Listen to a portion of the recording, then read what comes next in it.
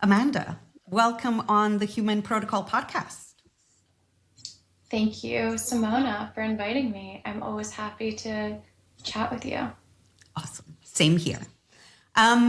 This is the first virtual episode. All other episodes have been in person, but it is very, very important to continue recording the wonderful stories of people in this space, regardless of location. So virtual it is. Okay, before we dive in, I, as always, want to get a little bit of insight into who Amanda was before joining this crazy, wonderful space.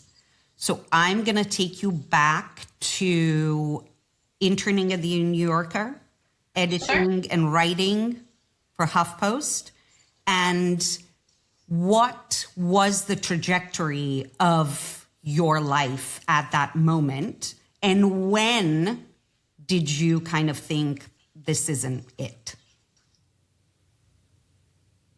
So I was always a word girl. Words are my thing. The word arguably created the world, according to some. Just to bring in the logos right up top. And I thought I wanted to be a writer, maybe a journalist, maybe a poet, definitely something that didn't make any money. Okay. And I love the New Yorker. I interned there when I was in college. And one of the first things they had me do was, and this was a long time ago, and this will date me. They wanted help digitizing their archive. Okay. So if you think about when the internet first started having the New Yorker on it, the staff there thought, what do we do about all the old episodes of the New Yorker that are not natively digital?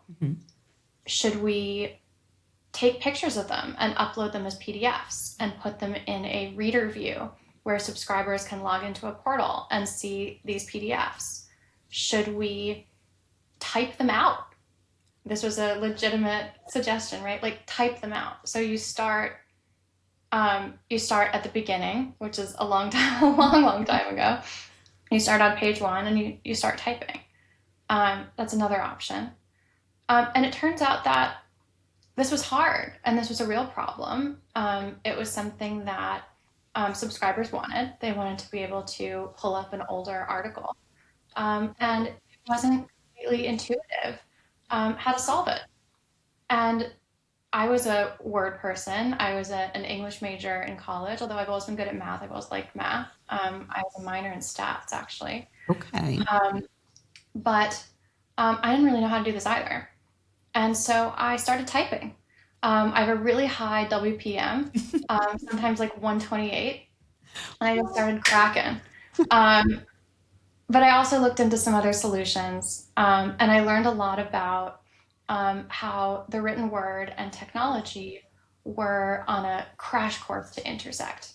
Okay. And I realized that in order to be valuable to the businesses that had so interested me, I needed to be the tech person. Okay. And I needed to understand how content worked on the internet. And that was basically how I got my job at the Huffington Post, because I was pretty interested in that. I knew a lot about it. And if you put yourself back in 2012, 2013, that business model was really unique and brilliant. All these journalists at all these news outfits go investing all this time and resources investigating these stories. And then you get an aggregator like Drudge Report or HuffPost that comes along and puts a flashier headline on it. Inside the story links out to the original reporting, but they grab all the traffic from the story, which is all the ad dollars. And maybe they're sending a little bit of traffic back to the organization that originally invested in producing the journalism. But they're capturing most of the ad dollars with that flashier headline, by going through the side doors of social media instead of assuming people come to your homepage. And so there are these kind of skimmers on the surface that were grabbing a lot of the value in this like frightening shrinking pie environment of the media landscape. So that was very interesting. Yeah. And I learned a lot about working in an industry that was shrinking and the interpersonal dynamics that are caused by people feeling like they're playing musical chairs and fighting for their lives. I would fortunately later learn what it looked and felt like to work in an industry where people felt like it was growing, which felt a lot healthier. But I definitely experienced the opposite, and I tried to solve it. So I started a company called Slant after I left HuffPost, where, and at this point, I'd kind of taught myself how to code a bit. One of my college classmates founded Code Academy. And I was one of the people who kind of tested it. I played with it. I learned to code on there. I took some of the MIT open courseware in CS along the way. But I learned a little bit about this. Co-founded a company called Slant, where we taught emerging journalists, writers to market their content. We served ads across all of it, and then we paid the creator 70% of the ad revenue from their article, and we took 30%.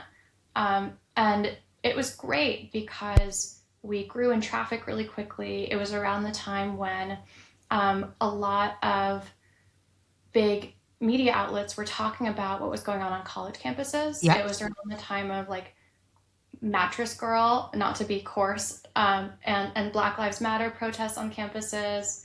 And so a lot of our writers ended up getting hyperlinked from like the New York Times and making a lot of money, actually, like thousands of dollars. But that wasn't the average. The average writer on our platform made a few cents. Is a Pareto distribution. And that average writer, in order to pay them out, how we'd agreed, we had to split the dollar or often split the cent. And because even though we were getting lots of traffic, because of that business model, our economics didn't make sense ultimately. And that's how I got very into payment processing. So I'd sort of seen from like journalism and writing, okay, I got to get into tech. And then I saw from being in tech, oh my goodness, payments. Payments are a big mess. They don't work properly. And the payments make all these business models that make logical sense, not make practical sense. And so I was going to every meetup I could about payments. And that, oddly enough, is how I stumbled upon the very first Ethereum meetup in New York. What year is this? 2015. And then what happened at those meetups? Like, was the immediate kind of flash of this is the thing that I now want to focus on? Or was it a period of, hold on a second, this could be something, maybe not, et cetera, et cetera? It was definitely something. And I knew that right from the beginning. I had never seen so many 160 plus, 150 plus IQ people so excited in such a small, dense vicinity. And that really struck me. You know, I wasn't in a place where I was able to fully diligence the tech, but I could diligence the people. And it blew my mind. You know, I'd met very smart people before, but not all so excited about one thing. And so I thought, you know, if they're so excited about this, I should really figure it out. I should figure out how this works. I should figure out what it could do. And it was pretty impenetrable at that point. It was very, like, there are some computer science people where a phrase like the world computer really means something. Oh, wow, Spark. Okay, someone says the world computer to me. Oh, wow, I understand exactly what that is. What? Like, okay. You know, I have this computer, I have that computer, right? And so the way that it was being explained didn't immediately click for me. And there was a lot of jargon, not jargon, that's not the right word. There were a lot of technical terms that didn't come predefined. I'll put it that way. And the whole movement felt very academic.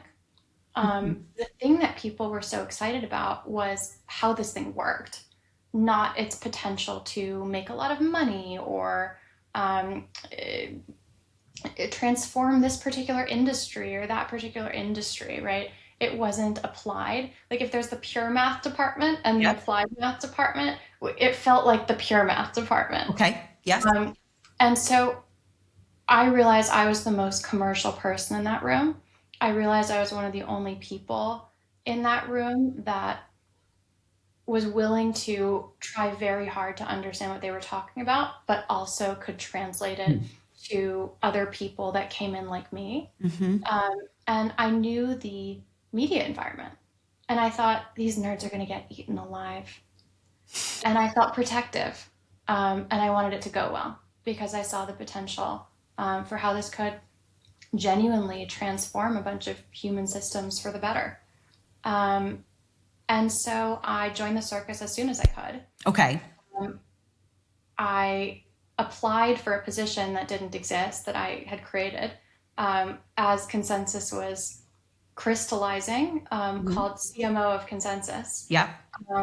Invented by Amanda, then got her in, Amanda Cassatt now.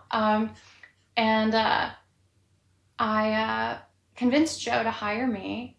I said I wanted to make Ethereum like Starbucks and the MLB. Yes. Was my line from my interview. And that seemed bananas.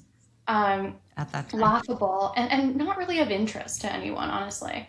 And worrisome. I'll actually add, it seemed worrisome. Right.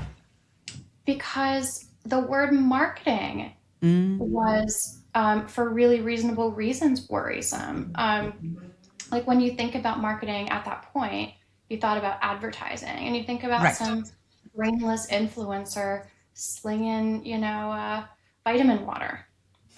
People trying to sell you things that you don't want. Consumerism. Yeah. A vision of life that's all about consumption, that's empty, that's surface level. How could such a discipline possibly be compatible with our deeply well-intentioned and intellectually elevated project and mission? Right. And that was the problem I tried to solve. So before we followed the thread of translating all of this and actually marketing it and what that was like, and because you were coming in, again, 25, let me be CMO, let's do this. I want it to be as big as Starbucks. What did wrapping up Slant feel like? Was there a sense of loss there that didn't work? Or was it a little bit less painful because you already had this trajectory that was incredibly exciting? We sold it. So it wasn't some terrible thing. Okay. It was important to me to close things out thoughtfully. Okay. Which is why I wasn't able to join the Ethereum movement as a full-time employee formally. Okay. From the day after that meetup. You can contribute, but not make it your full-time job quite yet. Okay. And it's always been important to me, whether I succeed or fail at something, to do it thoughtfully. But also to know when there's a greater opportunity, when kind of the TAM, the total addressable market of a new idea is better and bigger than the one before. And I'm very grateful for Slant and HuffPost and New Yorker in that part of my life for helping lead me toward crypto.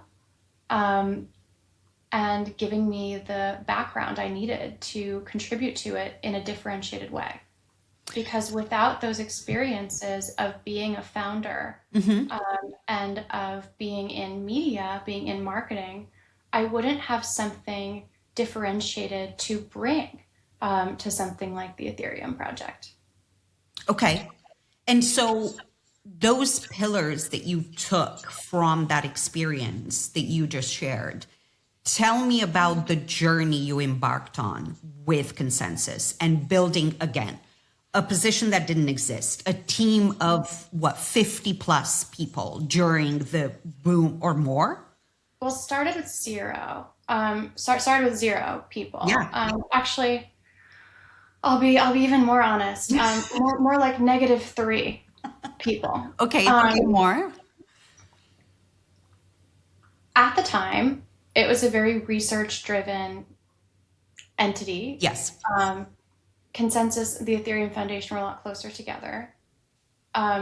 There were some people that had a desire to do kind of communication, storytelling, marketing type work, and that had a very deep desire to be employed by the Consensus entity. Okay.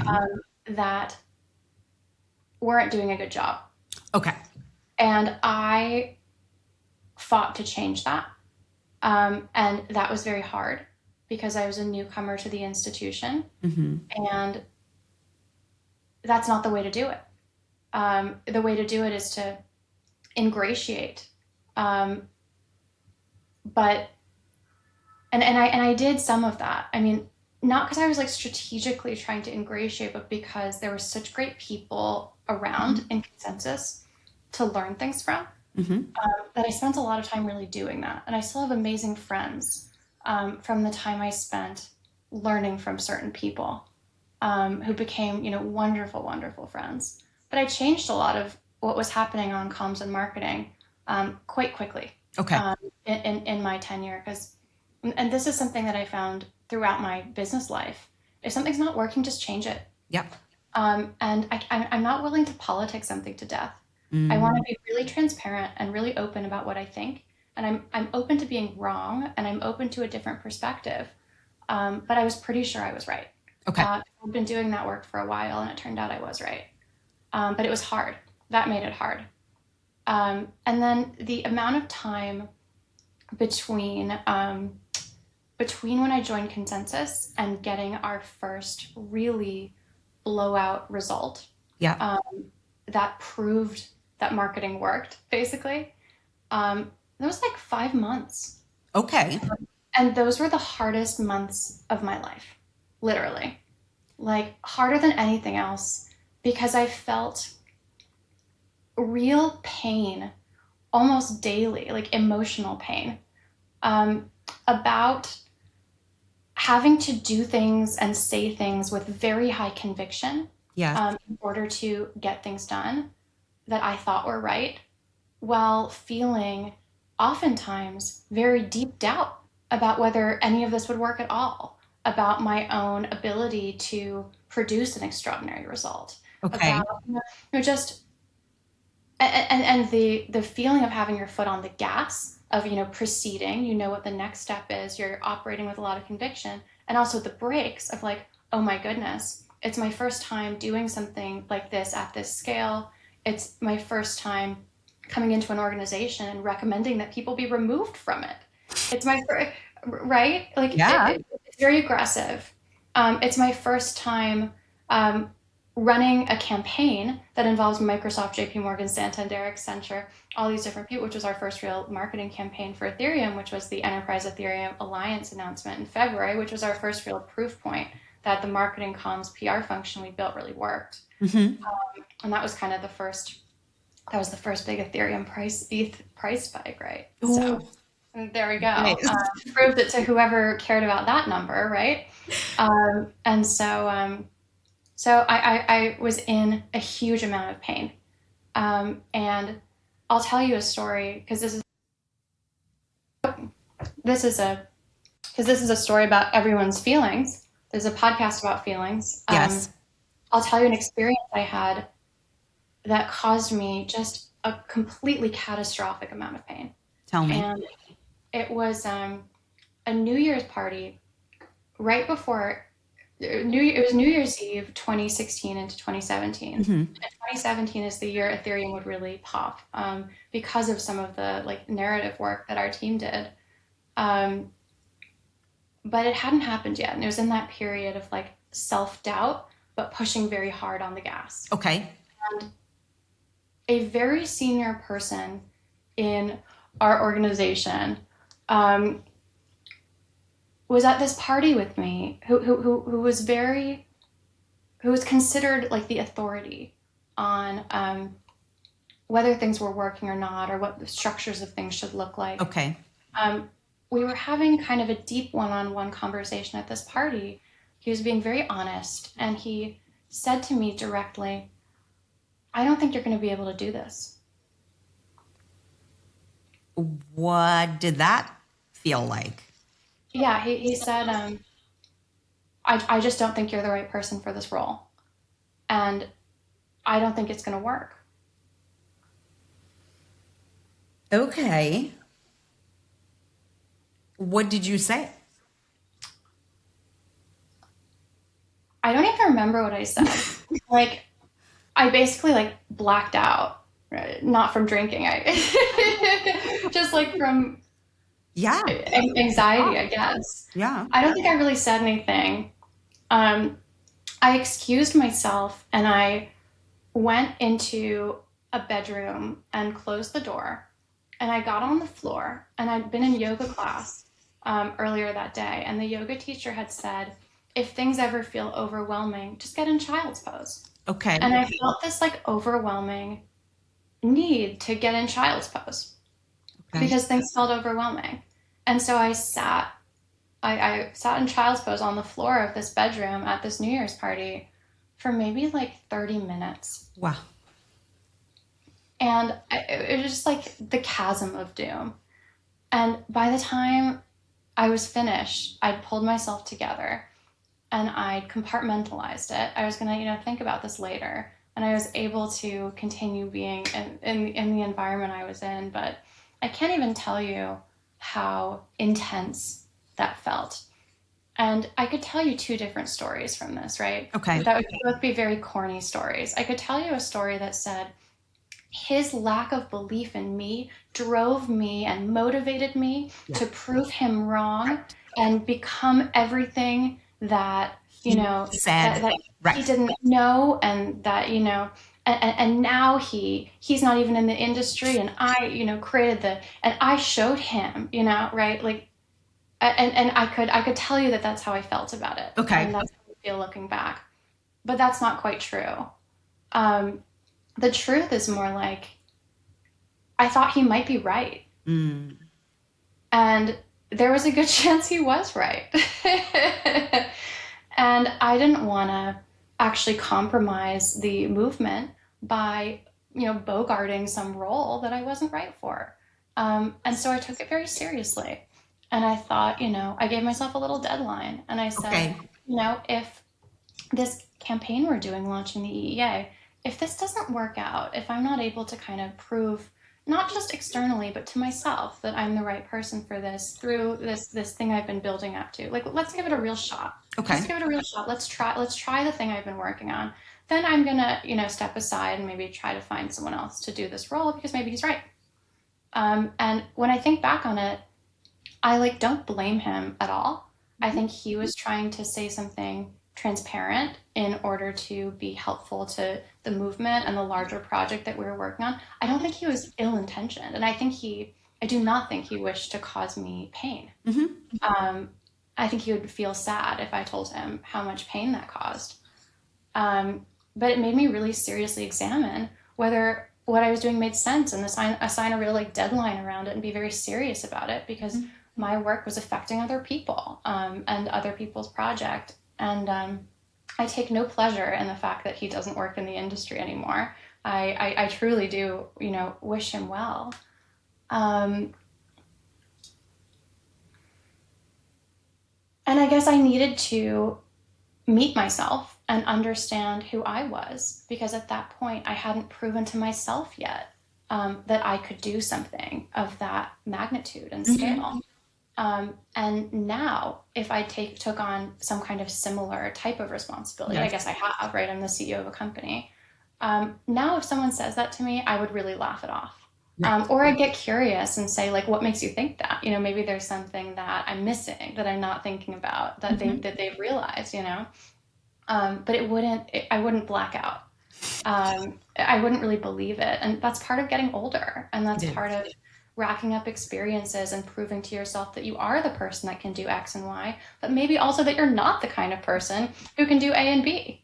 And there are lots of examples where I've tried to do A and B and realized I'm not the person that can do A and B. And in those cases, he would have been right. So it passes with time, but that's how it felt. What do you feel in those moments? Like, I know that you said you gave yourself a deadline. Yeah. What do you feel was the part of you that went, actually, I can do this, and I have the self-confidence, even if it wobbled a little bit in this exchange?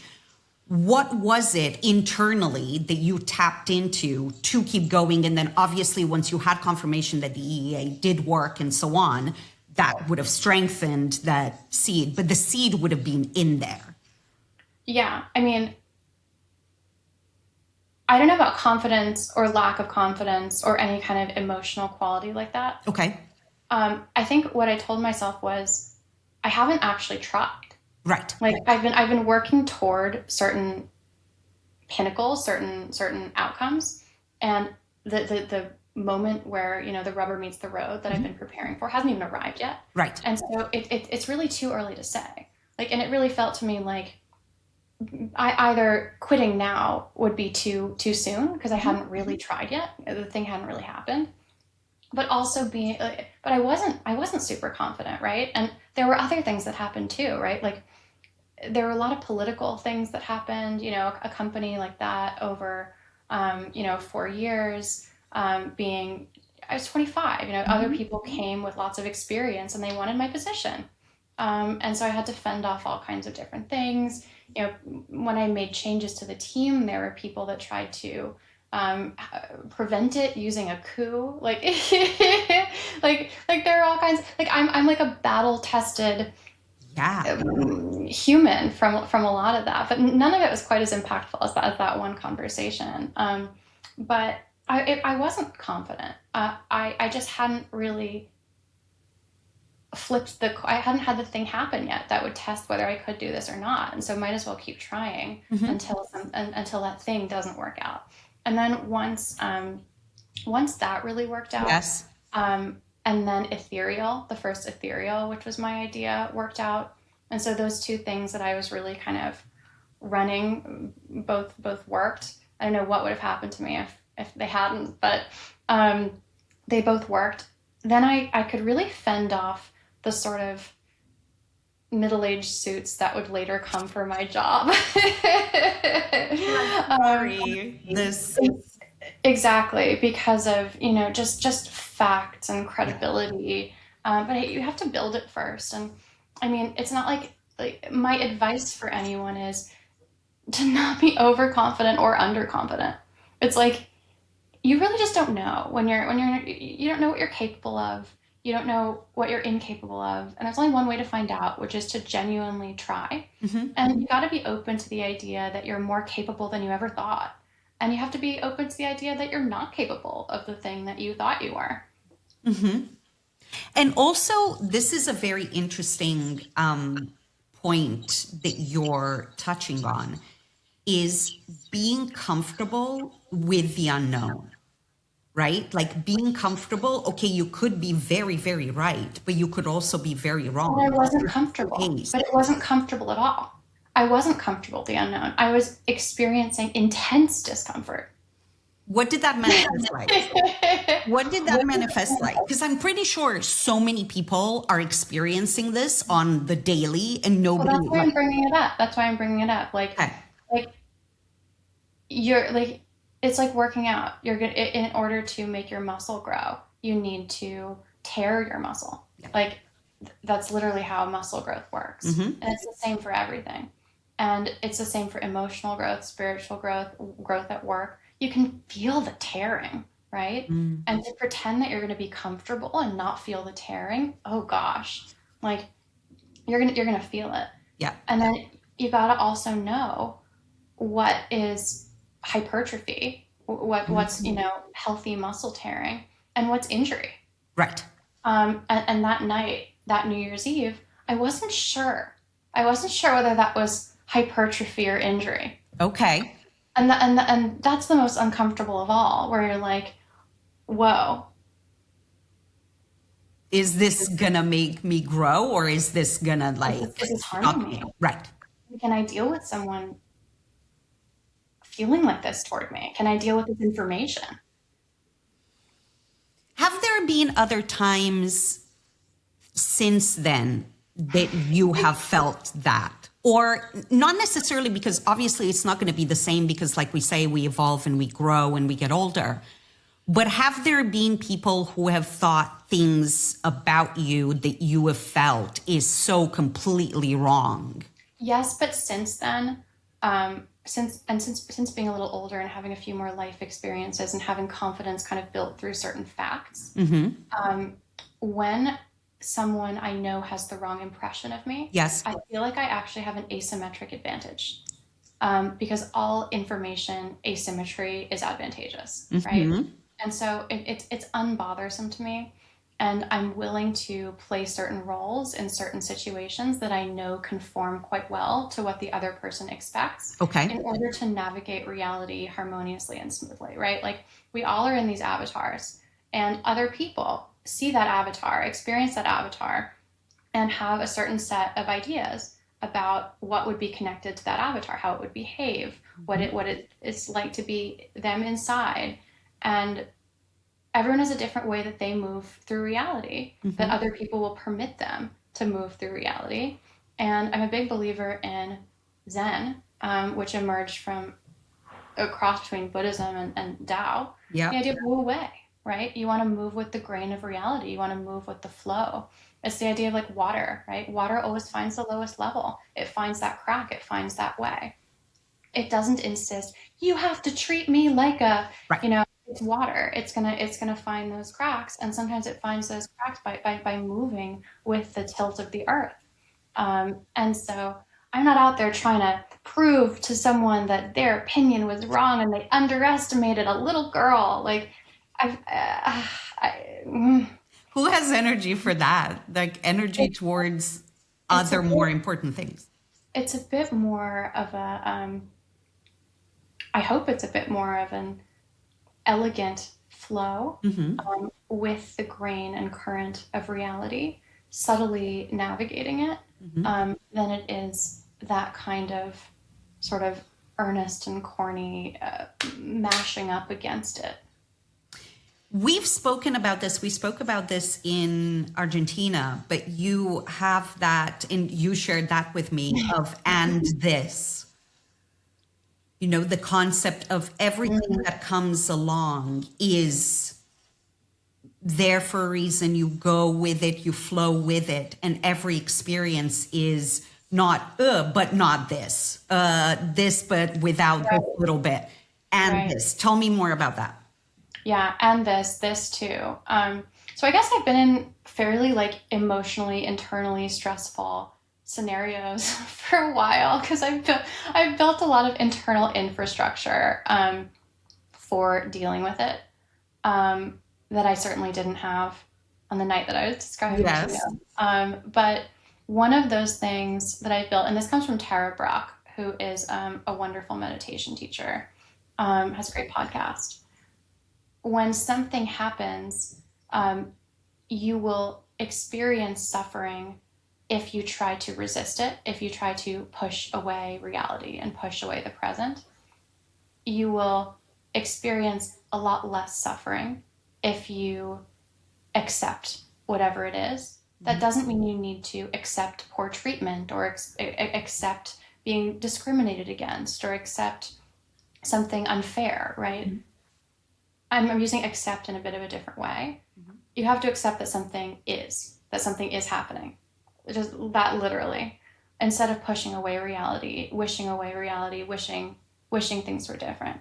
And so when stuff like that is coming. Imagine you're at the dentist, and then they're poking a hole in one tooth, and they start poking a hole in the next one. You go, and that too, also this, instead of pushing it off, right? And things are going to happen. Mm-hmm. Bad things, good things, whatever. Your process of categorizing them like that, your process of pushing away the things that you deem bad, that's what causes the suffering. Mm-hmm.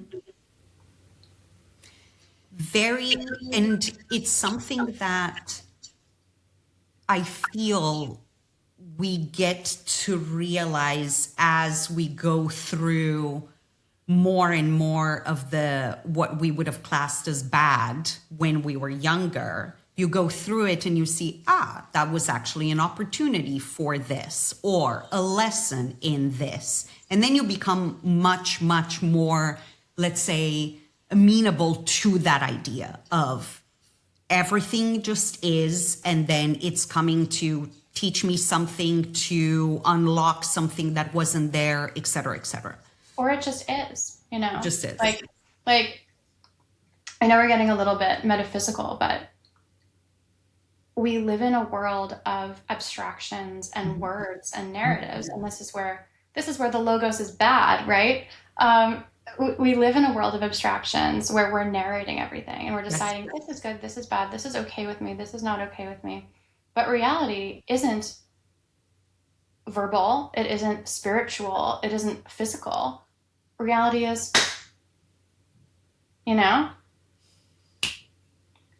that's reality. Now. And now. And the more you can get with that, Mm-hmm.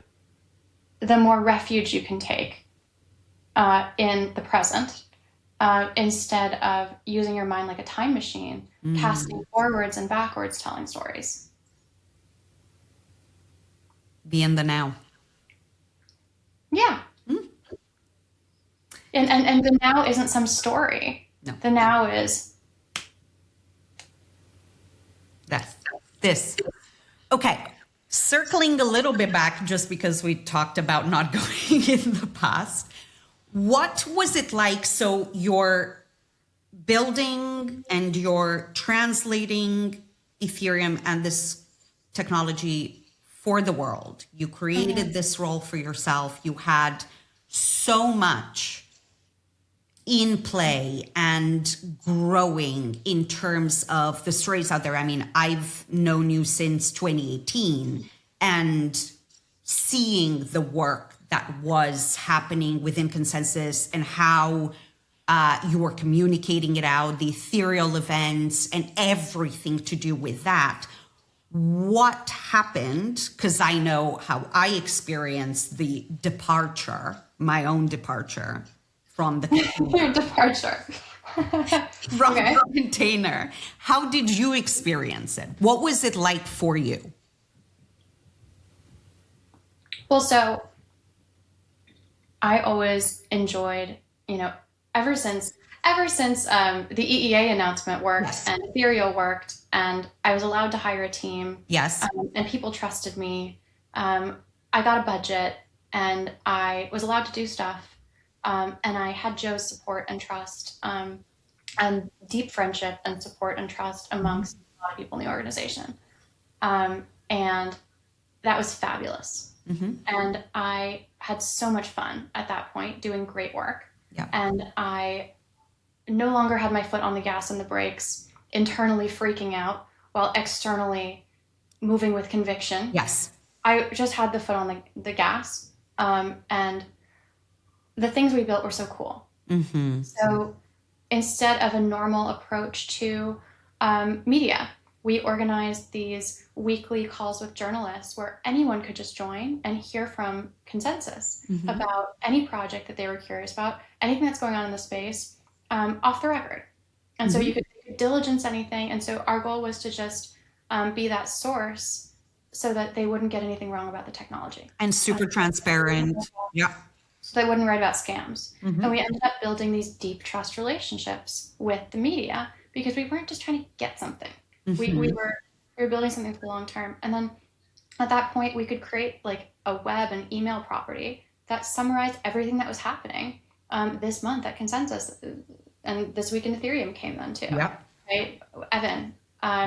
So there were people that were able to summarize, what was going on in the ecosystem very efficiently, and that was really useful. And we created properties with great SEO that are still many of the main explainer properties about what's going on in the ecosystem if you Google. And now those things are being indexed and taken up by the LLMs.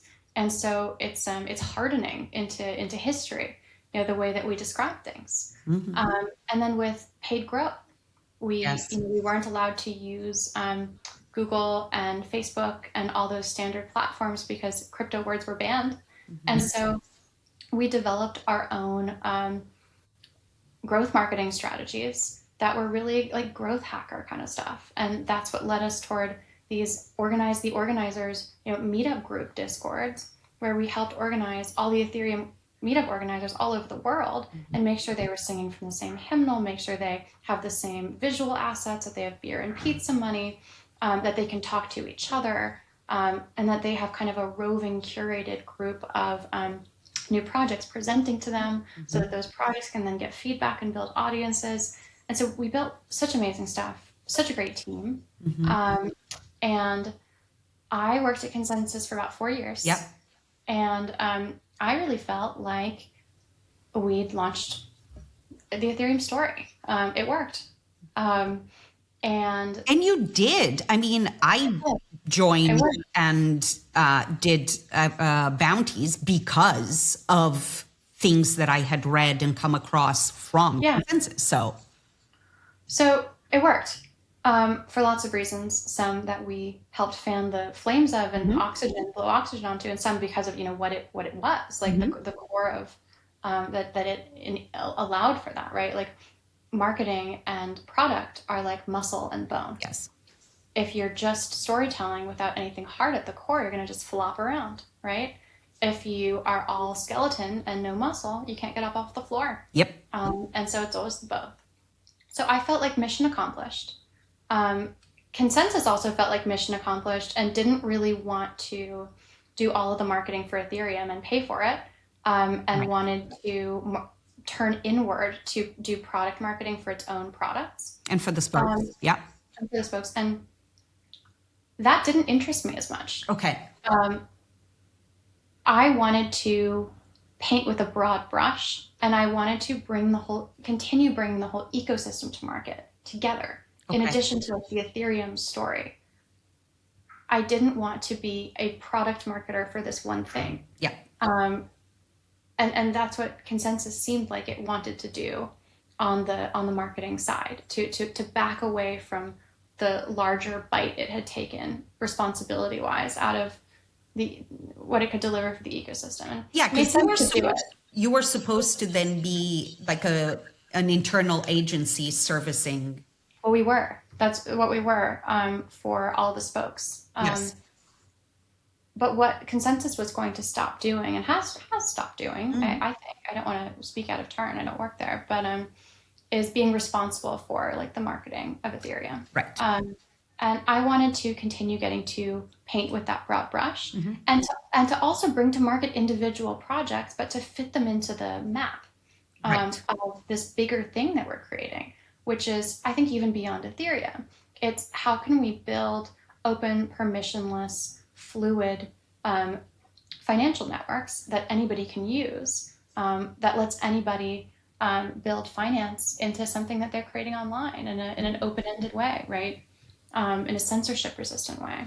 So there were a lot of projects that wanted me to join as their CMO. And so I said yes to all of them, but that we wouldn't be exclusive. And then I started Serotonin and hired a lot of my original team. Yes. So many of us at Serotonin have been working together for 10 plus years. Yes. And that was 2020 or 2019? 2019. Yes. 2019. And you started it, no investment, bootstrapped it all. Yes, but not bootstrap, just profitable from day one, because it's a services business. Memo to everyone. If you're starting a services business, don't raise money. just make it profitable from day one. Don't hire unless you have revenue booked. Then you can hire into your booked revenue. It's a profitable cash flowing business that I think produces some pretty incredible results for our clients and partners. And that's always been the model. And, I think with AI, one thing that's going to happen is that a lot of scalable software companies or companies that thought that they were going to be that are actually going to become services companies. Because if everyone can build their own software, maybe not all software, but a lot of their own software, they aren't going to pay some SaaS ARR to some venture funded startup to do something that they can just build internally. And so a lot of those companies are going to become services providers, but they've taken in venture funding from investors, 10, 15, 20 million bucks that wants to make a 10x return. And that would never have intentionally funded a services business. You can't fund a services business's growth, right? Like there's private equity for that. There's acquisition. There's all kinds of ways that services businesses, once they hit a certain scale, do raise money. But right from the beginning, raising tech VC would have been a terrible mistake. And I fear that a lot of the businesses in our space are going to become services businesses. Or if you look at their revenue mix, they already are services businesses, but they can't admit it because they have these VCs that expect these 10x returns. And that's, again, this is a podcast about emotions, right? That's a very painful situation. And it's not ours, fortunately.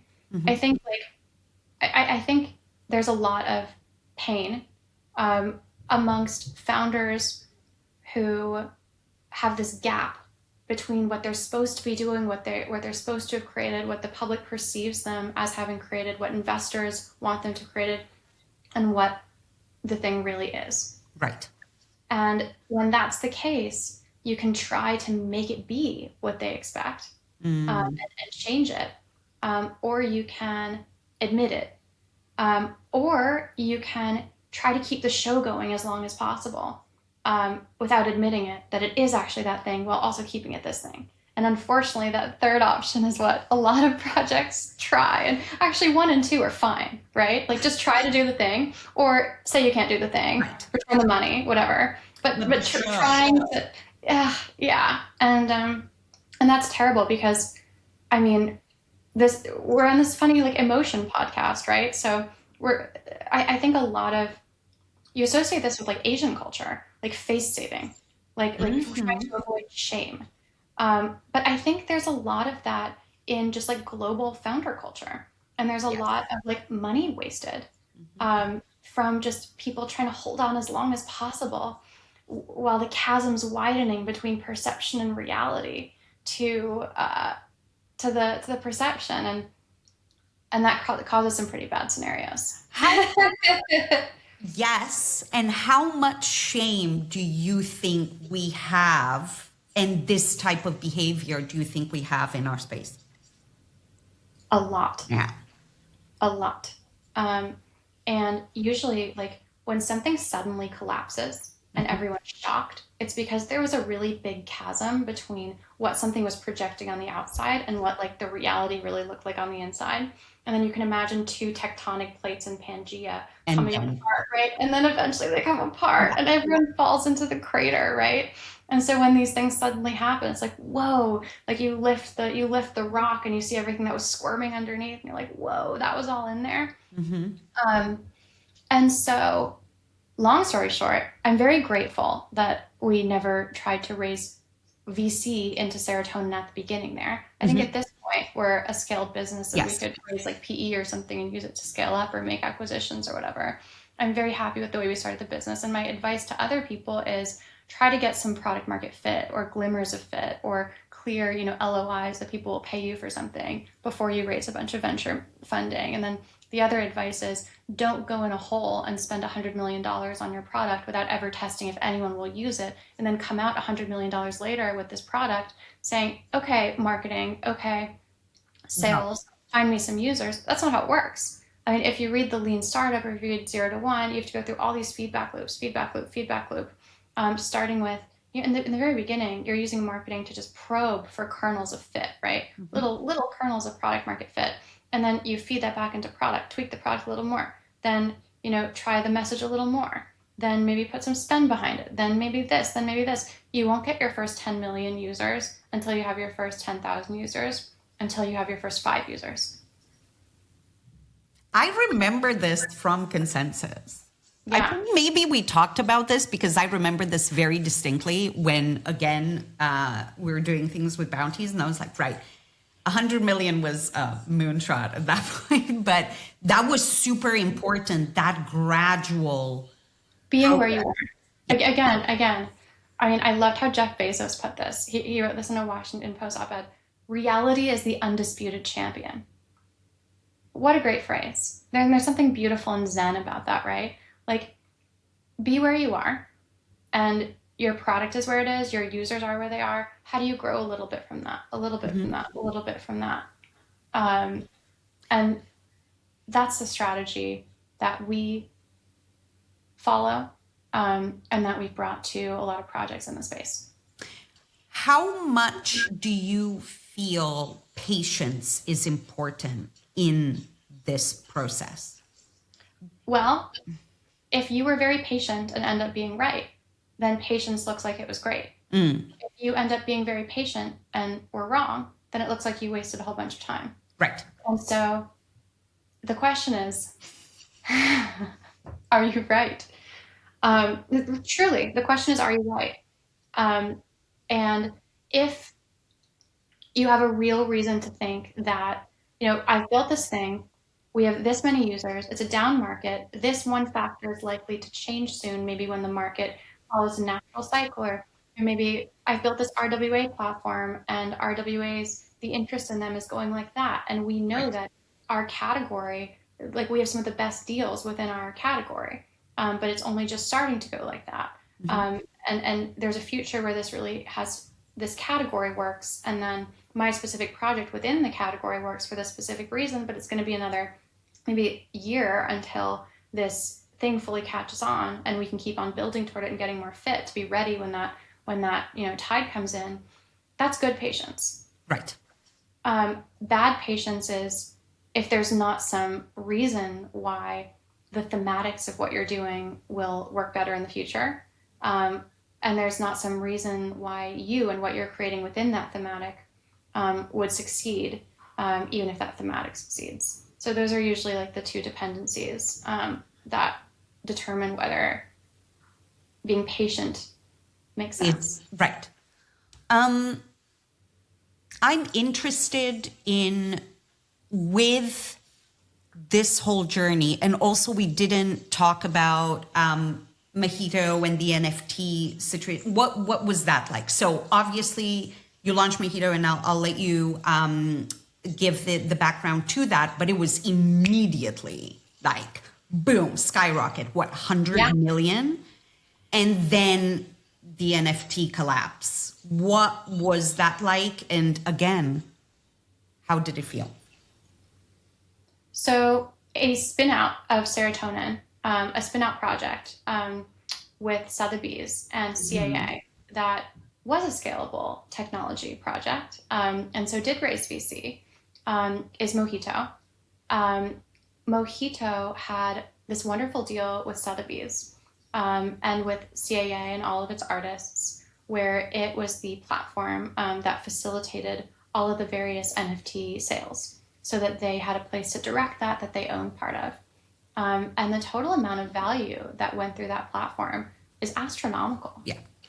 Like the amount of money that were made by various CAA talent that was made by Sotheby's itself, that created the whole like Sotheby's metaverse, was very significant. And if you look at some of the other entities that believed in this like large scale like metaverse NFT hypothesis, the biggest loser, I would say, who didn't really make any money, but who lost a lot of money and brand value, was Meta. Yeah. Like, they believed in this paradigm so much that they invested billions in this like hokey cartoon world. because they thought maybe we'd be stuck at home with new versions of COVID for the next 30 years. Maybe, right? Like that was reasonable because there were so many entities that benefited financially from COVID that it's logical to think that our, lizard overlords would make there always be that, and we'd be at home forever. And so your NFT art really is what you'd look at all day, and your ownables from your video games would really matter to you, and we'd all live in this kind of like hokey mediated world. There was real reason to think that. And so let's not forget what we were all thinking during that time. And let's not dismiss our past selves. Let's understand our past selves and integrate them. Understand why we thought that, so that we can bring more wisdom to what we're thinking now, right? Because I think, like, let's say there was another COVID right now, people would start having that same thought again. Right. And so, like, the NFT bubble was like every other crypto bubble, in that people started erroneously thinking that by token wrapping something, that it creates value where value doesn't exist. Yeah. So there still are art NFTs that sell very well. And it's only one type. It's the type of art NFT where the art was worth something even if it wasn't on the blockchain. Yep. Like a Beeple or something, right? Like, and a couple of other those really high-end NFT artists that are also normal artists. And the moral of the story is that token wrapping something and putting on a blockchain doesn't make something valuable that wasn't before. It merely takes some kind of value and brings it into a venue. It brings it into a venue where it can get priced, where it can be exchanged with other types of assets that live in that venue. And every single bubble is where people think there's value being created out of nowhere merely by token wrapping something and putting it on the blockchain. And so it was a bubble very similar to that, but it has some lasting effects, right? Like the non-fungible token technology will always be used. Whether art really makes sense as that use case or other things remains to be seen. I think the art use case will always exist. I think Mojito allowed a lot of NFTs to be sold by the entities that funded it. And so they were able to do the thing they wanted to capture value during that period. And whilst a lot of the NFT companies that raise tons and tons of capital, like way beyond Mojito, are really defunct now, and are down like 99% or whatever. Mojito was always quite conservative about spending money. And as a result, it exists today in a totally new form and has a different name, and is about to launch a pretty significant vault protocol. Okay. And so, no big feeling. Happy with preserving agility and ability to adapt to new circumstances, basically, and not spending beyond conviction, only doing the thing that was required in the time that people wanted, and being able to nimbly move to heads down biddle the next thing that we think people are going to want. And this, I feel, is a very important piece, is this adaptability and not collapsing or putting, not necessarily all eggs in one basket, because you want to have conviction in the thing that you're doing, but not giving yourself that room to be flexible and move, again, coming back to the movement, moving with how everything is evolving, because it should evolve and it should progress.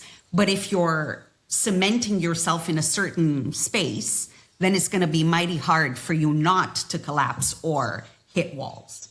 Yeah, I think like both with the kind of personal, internal, emotional stuff around like confidence and conviction and self-questioning that we've been talking about, and things like deploying capital raised, or like the mission of a company. I think it's the same principle, which is have some conviction, validate grow or change the conviction. Have some conviction, validate, grow or change the conviction. Have some conviction. And so like the answer isn't be confident or be unconfident.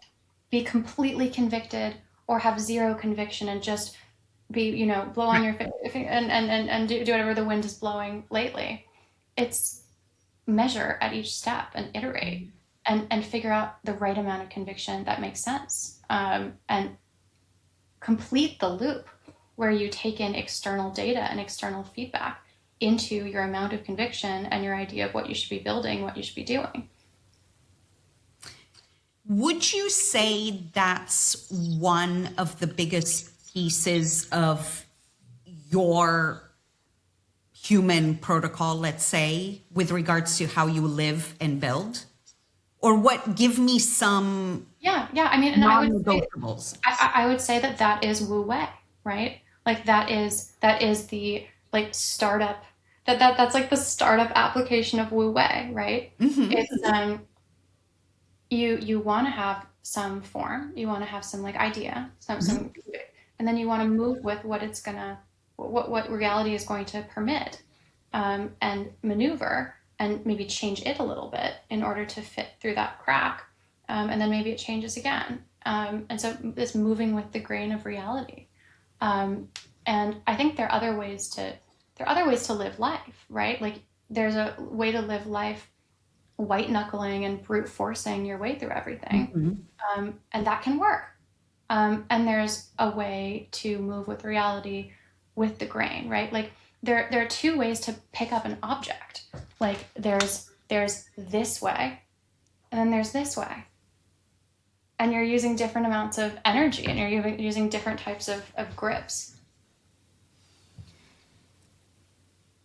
Because we were talking about this briefly before we press record, what would you say is the indicator of what is authentic to you? Like you were just giving the example of how to grip the object, right? How do you find, oh, this feels better versus this versus whatever? Well, in my example of gripping the object, like this is going to be a better way to grip it than this, because you can easily drop this, right? And this is a much more secure way to grip it, where you're using less energy and it's more secure. And like this, you're using more energy and it's less secure, right? And they both do the same thing of holding the object in suspension. I mean, so the question of authenticity, we get this a lot. So at Serotonin, we do a lot of social media, and I do a lot of social. Like I worked on Consensus and Joe, and a lot of the original kind of like social accounts in the Ethereum ecosystem, and you can tell.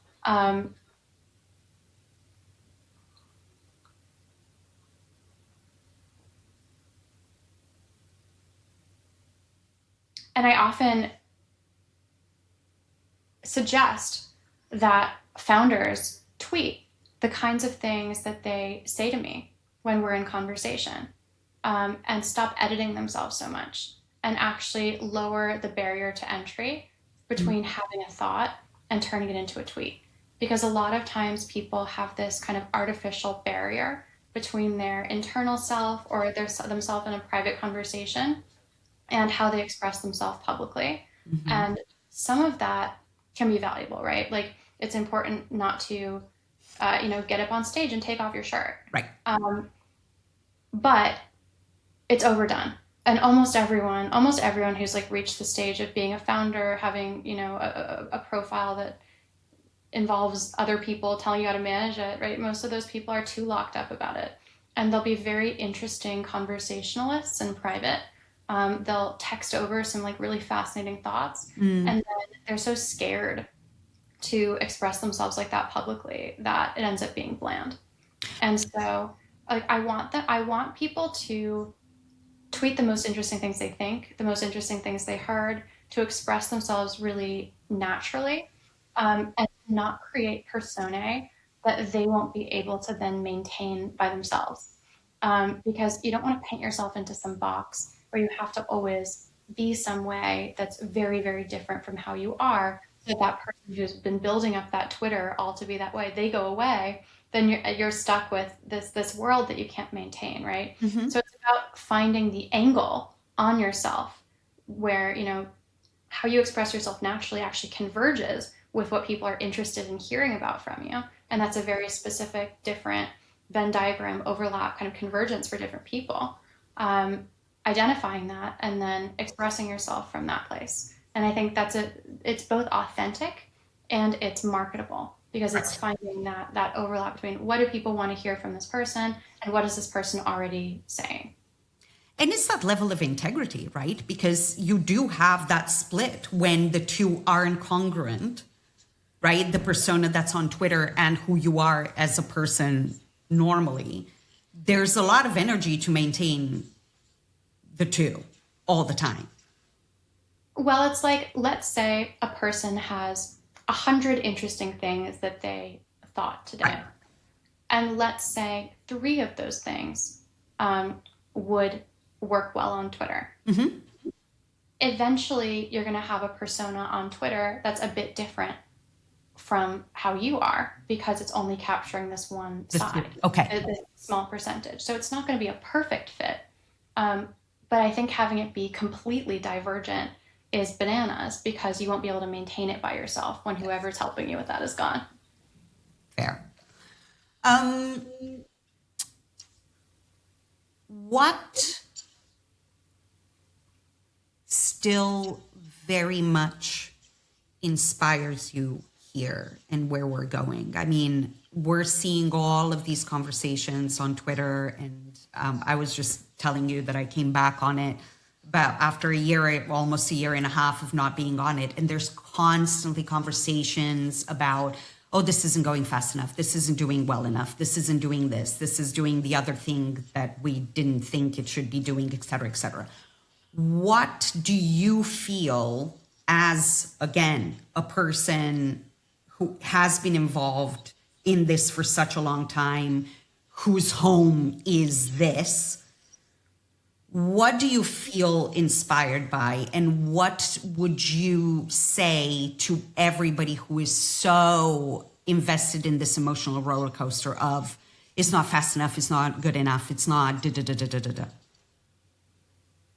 Well, I think it's good to have there be pressure to be excellent. And I think being comfortable all the time is certainly too much to expect.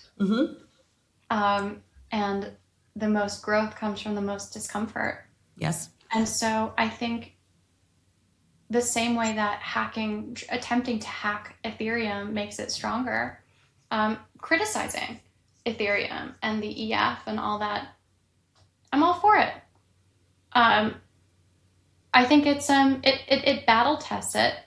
And I think it's silly to say, stop criticizing this. Yeah, of course. I loved, when Tomas, who's no longer co-head of the EF, but when he first joined, how he would just reply to every thread where people were critical with a Calendly link. I just loved that, because I think that's the right way to greet critique, is to truly receive it. Not to push it away, but to get curious and figure out whether it has any interesting messages.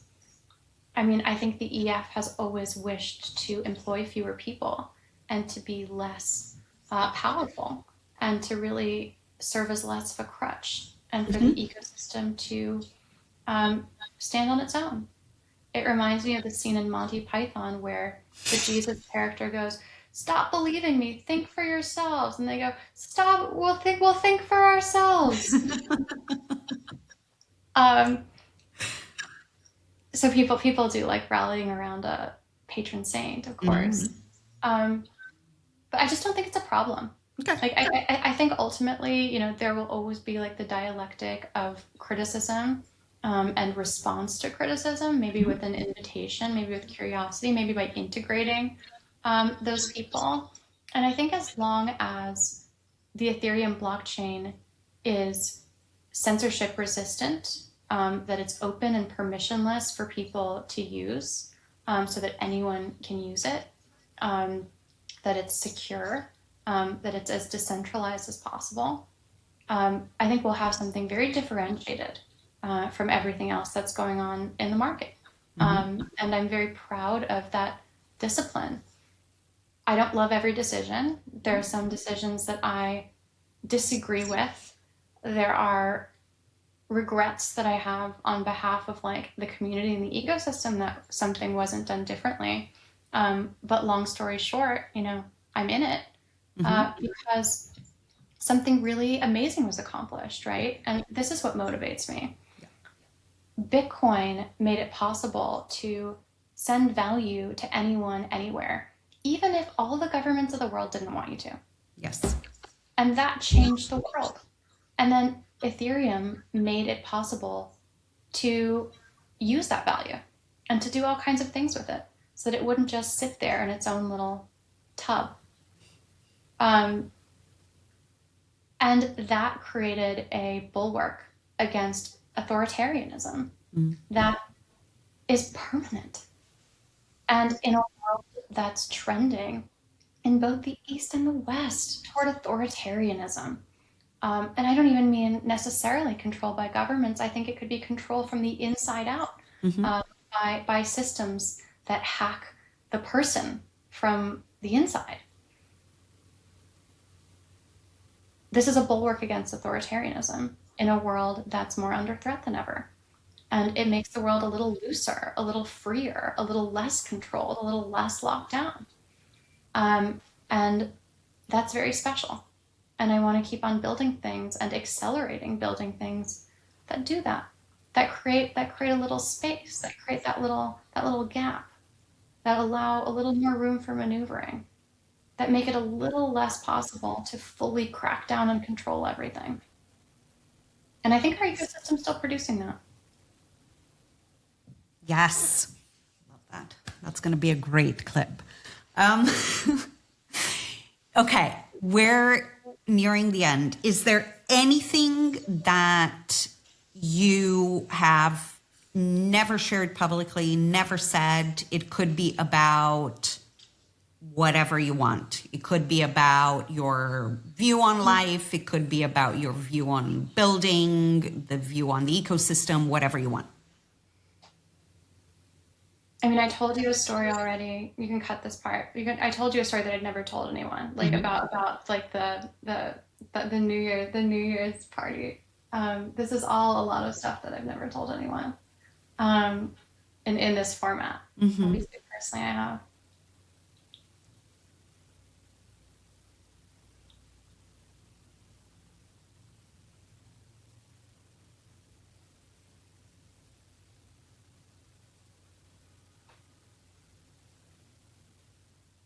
Yeah, I guess a philosophy that I've come to over time is to try to build things that are genuinely valuable to other people and to the human project. And if I had a billboard, that's kind of what I'd write on it, because I think that has been a divorce between the map and the territory, where let's say that territory is creating something valuable and the map is money. And the map of money used to really correspond to, okay, did you make something valuable that moves humanity forward, that is something people want, that solves people's problem? And money was the description and of the thing, and the thing was something that matters to people, that's really valuable. And with fiat money, the degree of inflation, the privatization of gains and publicizing losses, the increasing financialization and the number of people who are rent-seeking on capital in various ways.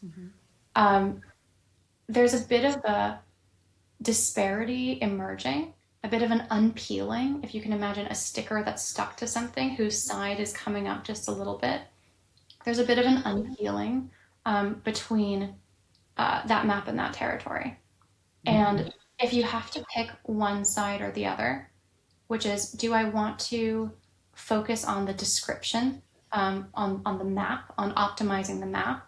Or do I want to focus on having the skills to create things that people want and be in that territory? I personally pick the territory. And in places where I see those things as being, maybe getting unpeeled or having edges that are slightly off, and where you have to pick, I pick the territory over the map. And I have a feeling like that's going to happen more, not less. And I think there are also alternate forms of currency. I mean, attention's the most obvious one, because it's already very metricized.